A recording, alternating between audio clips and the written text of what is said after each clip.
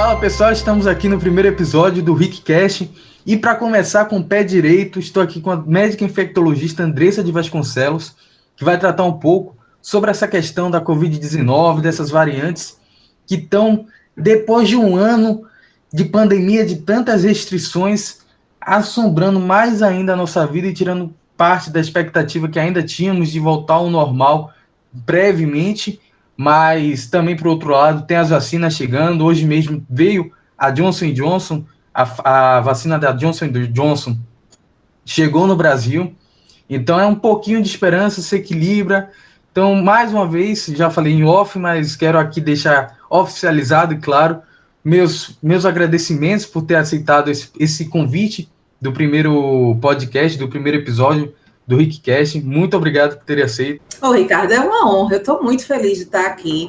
É um incentivo, assim, para a minha profissão, falar do que eu gosto, então a gente pode conversar horas e horas sobre isso. Sobre essa questão da cepa, a gente está aí mais de um ano, como eu falei no início, vivendo essa questão de pandemia, diariamente vendo mortes, infelizmente, no telejornal, questão de casos aumentando, teve aquela queda em novembro, que deu até um ar de esperança, particularmente falo dentro do meu ponto de vista, que, beleza, as vacinas vão chegar em janeiro, vai ser tudo tranquilizado, em março já vou ter aula presencial novamente, mas não foi bem isso, a gente está em junho, indo para julho, que ainda estamos nessa modalidade de ensino remoto, e a esperança que se tinha em dezembro, que se tinha em novembro, depois daquilo ali, foi embora.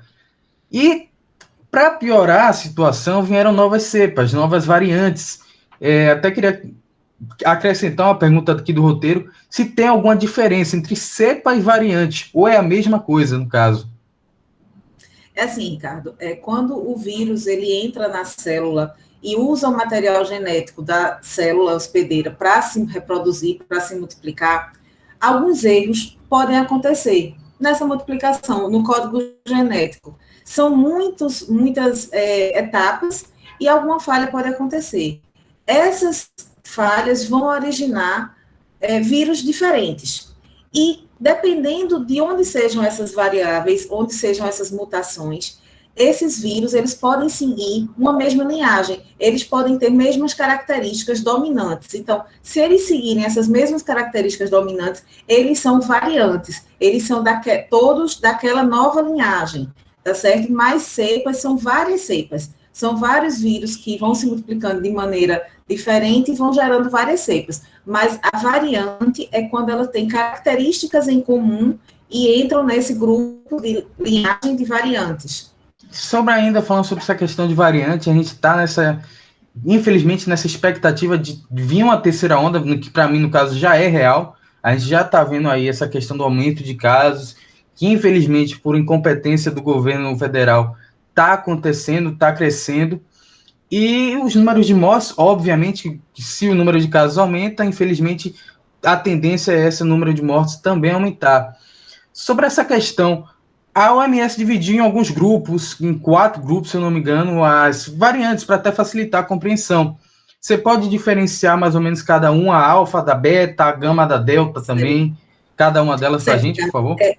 De uma maneira geral, as variantes elas têm características genéticas que as diferenciam, mas a gente não vai se deter a esses detalhes genéticos porque são muito específicos. De modo grosseiro, a variante alfa foi a variante que foi encontrada no Reino Unido. A variante beta foi a variante que foi encontrada na África do Sul. A variante gama foi a que foi encontrada aqui no Brasil, aquela que foi encontrada lá em Manaus. E a variante delta foi a que foi encontrada na Índia. Dentre essas variantes, chamam a atenção que, principalmente, a delta e a beta, elas são mais difíceis de controlar com a vacina. As vacinas que nós temos, não vou citar nomes porque vai gerar um preconceito com as vacinas, mas as vacinas que nós temos, de um modo geral, não têm boa ação, pelo menos até o que se sabe hoje, porque o Covid tem essa característica, Ricardo. A gente fala uma coisa hoje, daqui a 2 semanas a gente já vê que aquilo que a gente sabia não é uma verdade absoluta. Então, o Covid veio muito para quebrar esses paradigmas, para quebrar esses conhecimentos que a gente já tinha adquiridos e colocam sempre a gente numa mutação constante para estudar cada vez mais e aprender novas informações. Então, hoje o que a gente sabe é que a variante beta e a variante delta, que era da África do Sul e da Índia, são as variantes que têm mais dificuldade em relação à vacina, mas não contraindicam, assim, a gente não vai dizer, vou deixar de vacinar, porque essas duas variantes não respondem tão bem à vacina. Pelo contrário, a gente precisa que o maior número da população seja vacinada. Quando a gente atingir essa grande massa vacinada, a gente vai frear, a gente vai brecar essas mutações. Porque quanto mais mutações, quanto mais variantes, quanto mais linhagens diferentes a gente encontra de vírus, quer dizer que o vírus está realmente ganhando dessa luta, porque quanto mais ele se multiplica, mais ele está exposto na população, quanto mais gente infectada, mais mutações a gente vai ter, mais linhagens novas a gente vai ter. Então, é preciso que a vacina realmente atinja o máximo da população adulta vacinada, para que a gente pare, que a gente acabe com essas mutações, para que a gente, assim, possa começar a controlar a doença. E é muito importante essa questão da vacina, tem toda essa campanha, a Globo está fazendo, algumas empresas também, sobre essa questão da vacina, sim, que tem que vacinar de fato, isso. Que essa realmente é a via, usam tanto na política, a via de terceiro guia, é a via principal, é essa, tem que se vacinar, independente, chegou sua hora, vai vacinar, e até mesmo sobre essa questão da maleabilidade, acho que estou até posso estar usando até a palavra certa, mas essa questão da facilidade de mutação, de ela se adaptar a cada clima, a cada contexto. A gente deve mudar, a gente também deve se adaptar à questão da proteção, por exemplo, a questão da máscara, que se fala tanto, a questão de lavar as mãos e o álcool em gel, são ainda prioridades como proteção, certo? Olha, Ricardo, o que a gente tem hoje em dia, de medida segura, medida eficaz, para proteger contra o Covid é, de fato, o uso da máscara e a higienização das mãos. A vacina é extremamente importante, mas a gente só vai garantir que a vacina é efetiva, falando de um modo geral, de um modo para a população, quando a gente tiver a grande maioria da população vacinada. Porque até a gente atingir isso, vai ter novas variantes, vai ter mutações, e isso tudo vai ter implicação, porque essas variantes que a gente está encontrando agora são mais transmissíveis, são variantes que, de um modo geral, são mais agressivas. E por serem mais transmissíveis, a gente precisa reforçar cada vez mais essas medidas individuais de proteção. A gente precisa reforçar o distanciamento social. A gente sabe que a população está cansada dessa vida que nós estamos tendo, mas a gente precisa respeitar, porque se eu infrinjo as regras, eu vou estar expondo outras pessoas a complicações. Então, é importante que respeite o distanciamento social, que, de fato, use máscaras que tenham qualidade. A máscara de tecido, ela tem que ter 3 camadas. A gente vê muitas máscaras de malha, que são vendidas até, a gente brinca que no metrô, aqui em Recife, vendem umas máscaras que são tão fininhas de malha, que a gente fez o teste, a gente sopra uma vela usando a máscara e a vela apaga. Então, isso mostra que não tem nenhuma eficácia essa máscara. Então, é preciso que as máscaras de tecido tenham, de fato, 3 camadas. É preciso que as máscaras cirúrgicas, que são usadas por profissionais de saúde, sejam de qualidade, sejam com material adequado. As máscaras N95, que devem ser usadas para intubação, para procedimentos que geram maior risco de transmissão no ambiente de saúde, precisam ser máscaras boas. Eu trabalho aqui em Recife, em um dos hospitais, na parte de controle de infecção hospitalar. E uma das atribuições é verificar a efetividade, a qualidade desses equipamentos de proteção individual. Então, nessa pandemia, eu já avaliei muitas máscaras que, assim, não têm a menor condição de ser usada no ambiente de saúde. E as indústrias, os fornecedores, querendo que isso seja comprado, seja adquirido pelo hospital para ser usado. Então, assim, é importante o entendimento que a qualidade da máscara faz diferença. E enquanto a gente não tiver, como eu falei, assim, a grande parte da população vacinada, é distanciamento social, é máscara, é higienização das mãos. É isso que vai garantir o controle tá certo? E a gente vê que, assim, quando perto de um feriado, quando é perto de um evento festivo nacional, a gente vê que as pessoas aglomeram, que as pessoas fazem festas clandestinas, e isso depois tem repercussão. É importante que se entenda que, nesse momento, a coletividade vem em primeiro lugar, que eu não posso atender uma vontade minha em detrimento do coletivo. E ainda mais essa época agora de festa junina aqui na Bahia, em Recife, em Pernambuco, Isso, no é, Nordeste em geral. A gente, isso, infelizmente, a expectativa é essa, assim como teve no Carnaval do ano passado. Alguns dizem que foi a Covid já estava circulando, mas até então, na pesquisa que eu fiz, não tem nenhuma relato confirmação técnica oficial. sobre isso, não tem nem a confirmação técnica de como é que surgiu essa doença. Muitos dizem que foi do morcego, beleza. Tá, mas como é que originou? Já estava no morcego, ainda não se sabe, não está claro isso.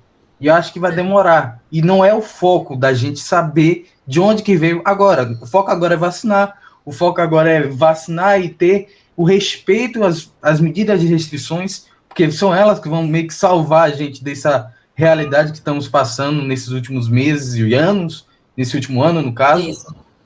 Mas você abordou a questão da vacina. Vemos aí a Coronavac, que foi a primeira parte da vacinação aqui para os profissionais de saúde. Tem a AstraZeneca, tem agora a da Johnson e da a Pfizer, né? Eu até falei errado aqui, mas tem também a da Pfizer. É...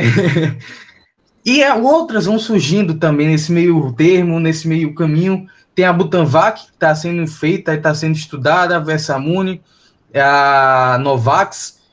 Então, eu queria que você pudesse falar mais ou menos dessas vacinas, se realmente a gente pode ter uma esperança dessas vacinas que eu acabei de citar, a Butanvac, a Novax, eu fiz uma junção aqui das duas, e a da Versamune, mas se a gente pode ter algum tipo de esperança com elas, se elas realmente têm essa questão mesmo, de é óbvio, vai dar certo, mas ainda esse ano, será? Ricardo, veja, eu vi um artista falando uma frase e isso me chamou a atenção. Vacina boa é vacina no meu braço. Entendeu? Então, assim, hoje em dia fica nessa, mas eu quero tomar a vacina da Pfizer, eu quero tomar a da Johnson porque é uma dose. Vacina boa é a que está aqui. Eu, como profissional de saúde, tomei a vacina no início do ano, foi a Coronavac. E está me segurando muito bem. É provável que, como a taxa de proteção da Coronavac não é tão alta, é provável, se fala, que há de ter uma dose de reforço no próximo ano, do mesmo jeito que a vacina da gripe. Então, a vacina da gripe, todo ano a gente precisa de um reforço. Então, é provável que, principalmente no caso da Coronavac, existe essa necessidade. A Pfizer já começou a estudar para ver se vai realmente haver a necessidade de uma dose de reforço ou não. A AstraZeneca ainda não se pronunciou.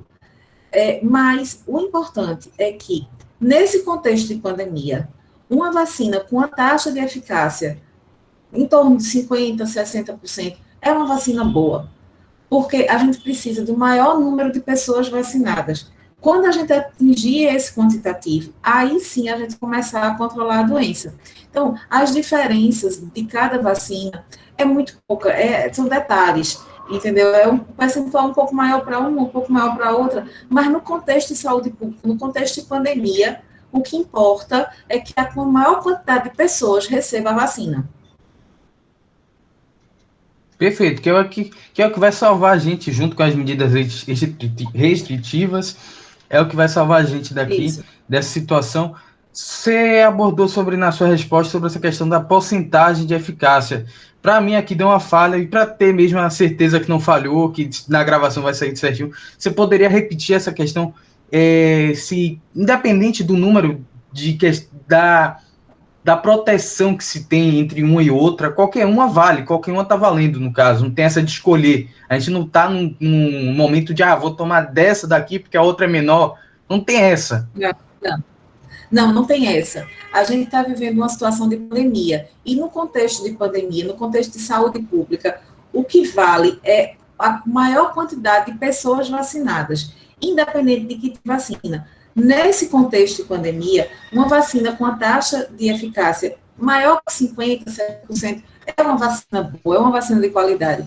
Por quê? Porque a gente tem que levar em conta a saúde pública, o maior volume de pessoas vacinadas. Então, não tem essa de, eu quero a vacina tal porque ela tem uma taxa um pouco melhor. Não. Nesse momento, é para atingir a grande massa, para atingir o maior volume de pessoas com a cobertura vacinal adequada. Como a gente está vendo, é provável que a Coronavac precise de uma dose de reforço, do mesmo jeito que a vacina de gripe precisa. Todos os anos a gente precisa de uma dose de reforço de gripe. Mas a gente não tem certeza em relação às outras vacinas que estão no mercado. Estudos estão sendo feitos. E o coronavírus ele veio mostrar para a gente que está tudo mudando, está tudo em constante revisão. Então, as verdades que a gente tem hoje, daqui a alguns dias já mudaram, já tem outras versões, então a gente tem que estar sempre muito atento e ter muita parcimônia nas nossas opiniões, assim, e não pode levar tudo com tanta seriedade, com tanta verdade, porque tem que esperar que está sendo publicado pelas revistas de qualidade, pelos centros acadêmicos de qualidade que sempre publicaram. A gente tem muito estudo, muitas pesquisas, mas a gente tem que saber ler o que realmente importa, o que realmente faz sentido, o que realmente tem confiabilidade no processo de pesquisa, porque estudos todos podem fazer. Agora existem os estudos de qualidade e os estudos que não são de qualidade. Perfeito. E quando começou essa questão da vacinação em janeiro, muitos estudos abriram aí dizendo que para vacinar nesse ritmo o Brasil só vai ter 70%, não me lembro a porcentagem ao certo, era 70%, a porcentagem completa mesmo 100% da população, lá para 2024, 2025, já estamos caminhando para a casa dos 30% da população com a primeira dose. Com a segunda, esse número é menor, 11%, 12%, chegando ali na casa dos 12%. É viável a gente ver essa realidade do Brasil ser pelo menos ter 70%, pelo menos com a primeira dose ainda esse ano, ou é sonhar demais? Veja, Ricardo, o Brasil, historicamente, tem programas de saúde pública muito bons. Eu sou defensora ferrenha do SUS, eu trabalho muito com o SUS, e nós temos programas muito sólidos, muito bem definidos, muito bem estruturados. O Programa Nacional de Vacinação, o Programa Nacional de Imunização, que é o PNI, é um programa assim que tem uma expertise maravilhosa. E agora, nesse contexto da pandemia, algumas cidades, como por exemplo Recife, falo com muito orgulho, criaram aplicativos de celular que facilitaram. Olha, Ricardo, é uma organização. Olha, é impressionante. Não há fila, não há tumulto. São vários centros de vacina descentralizados. Então, você realmente pode escolher um local de vacina próximo à sua casa. E, assim, flui muito rápido. Você chega na hora marcada, espera um pouco só e é vacinado. E, assim, terminou que Recife virou uma referência para outros lugares do país por causa desse aplicativo, por causa dessa organização. A gente vê a tecnologia realmente atrelada à saúde pública, e isso é um ganho enorme. Então, assim, outras coisas que me chamaram muita atenção, vai além da vacina, mas, assim, que me chamaram muita atenção. No sistema privado, nos hospitais privados, a gente tem muita facilidade de ter acesso ao resultado dos exames, mas no SUS, o paciente ele sofria um pouco. A gente, profissional de saúde, só conseguia o resultado do exame se o exame fosse feito naquela unidade hospitalar que o paciente está. Mas agora, nesse contexto de pandemia, o SUS ele conseguiu se interligar. E eu falo isso assim porque eu estou com esperança que o SUS vai sair dessa pandemia muito melhor, muito mais evoluído. O SUS ele vai se desenvolver de fato, porque conseguiram atrelar a tecnologia. E hoje, por exemplo, um paciente que colhe um SWAB, o RT-PCR, o swab nasal para COVID numa UPA e complicou, foi transferido para um hospital. A gente no hospital consegue acessar o resultado do exame, porque quando ele coletou lá na UPA, o pessoal cadastrou num cadastro que é um cadastro unificado. Então, cadastrou ali, quando o resultado é lançado no sistema, onde o profissional de saúde tiver, com os dados do paciente, ele consegue acessar aquele resultado. E isso, para quem é do SUS, é uma diferença absurda. Isso vai otimizar custos, isso vai acelerar o acompanhamento, vai acelerar a resolutibilidade do quadro clínico do paciente. Isso, assim, eu acho que foi um dos grandes ganhos da pandemia, porque, assim, eu acho que a gente tem que tirar lições de tudo que a gente está vivendo, de todas as dificuldades, a gente tem que aprender na dor, aprender na dificuldade e tirar disso lições. Então, assim, eu acho que a higienização das mãos veio ficar. Eu brinco que, como eu sou infectologista, eu já tenho essa coisa de higienização das mãos, eu já tenho isso do álcool em gel, eu já tinha o álcool penduradinho na bolsa quando ninguém tinha, e eu eduquei minhas filhas assim. Então, elas, muito pequenininhas, muito antes da pandemia, quando a gente saía antes de se alimentar, antes de fazer um lanche, ou mesmo passar muito tempo sem higienizar as mãos, elas já esticavam a mão pedindo álcool em gel. Então, isso já foi uma coisa que eu fui, na educação mesmo, colocando como rotina. E hoje a gente vê que isso está para todo mundo. Você está na rua, você está no supermercado, você vê as pessoas procurando o álcool da instituição, do local onde a gente está, para higienizar as mãos. Hoje mesmo eu estava com meus alunos no hospital e eles mal entravam numa enfermaria para ver o paciente, já estavam higienizando as mãos. E isso, assim, é uma coisa que veio pela pandemia mesmo, que foi um aprendizado da pandemia. Então, eu acho que a gente precisa estar sempre em constante evolução. E eu acho que isso vai ser diferente. Eu acho que a gente sai dessa pandemia, quando for sair, que vai demorar ainda, a gente sai com isso, o SUS mais forte, o SUS mais resolutivo, o SUS mais integrado, e essa questão da higienização das mãos mais uma prática mesmo das pessoas. Eu acho que isso vai ficar. Eu estou muito esperançosa em relação a isso, sabe? Eu também espero que realmente fique toda essa questão desse aprendizado, que não essa questão de máscara, que pelo amor de Deus, a gente, depois de vacinado, o pessoal, a população em si, toda vacinada, tchau máscara. Mas essa questão o autocuidado, vamos dizer assim, de lavar a mão, de quando for espirrar, colocar a mão na boca, ou então fazer aquelas instruções que se teve no início da pandemia, que estão até agora valendo, como já foi dito por você. Mas é isso, eu queria muito mais uma vez agradecer a sua presença aqui no primeiro episódio do Rickcast, meu novo projeto, e simbora para frente. A gente não pode parar, a vida tem que seguir e se protegendo. Se você já pode se vacinar, vacina, não tem essa, vacina e restrições. Tudo bem, posso estar sendo muito radical com essa questão das restrições, tem toda essa questão do comércio e tal. Isso aí não está dentro de minha realidade, dentro da realidade de cada um, que pode ali falar com propriedade. Mas, no meu ponto de vista, sim, vacina salva e restrições também devem ser respeitadas. Mais uma vez, reforço mais o agradecimento aqui por ser logo a primeira e começar com o pé direito, com você, é muito massa. E antes de passar a bola para você, eu queria reforçar que a gente está disponível nas principais plataformas de áudio, no Deezer, no Spotify, agora também no Google Podcast e no YouTube. É só acessar lá Rickcast. Então, você que está no Instagram, vai no link da bio, que tem lá todas as plataformas que estão disponíveis, o Rickcast e também o YouTube, além da conta do próprio Instagram. Sendo que como você está no Instagram, é difícil você querer voltar para o Instagram. Mas é isso aí. Ô, Ricardo, olha, foi assim uma alegria imensa estar com você, ter sido escolhida para ser a entrevistada do primeiro episódio, que pode chamar episódio, né? Do primeiro programa. Sim. Foi assim uma alegria. Na hora que você convidou, não pensei duas vezes, assim, foi um orgulho. E assim, você sabe o carinho que eu tenho por você. Então, muito obrigada. Eu que agradeço demais, demais, demais. É uma honra, de fato. E caiu de novo meu fone. Então, até a próxima. Você que está com a gente aqui no Rickcast, eu vejo você no próximo episódio, na próxima quarta-feira, às 18 horas. Tenho mais um episódio aqui para você escutar. E é isso aí. Eu espero que vocês tenham gostado. A gente é assim, primeiro episódio é assim, a gente vai fazendo ajustes, vai seguindo, mas vamos embora. Vamos seguindo. Muito obrigado e nos vemos até lá.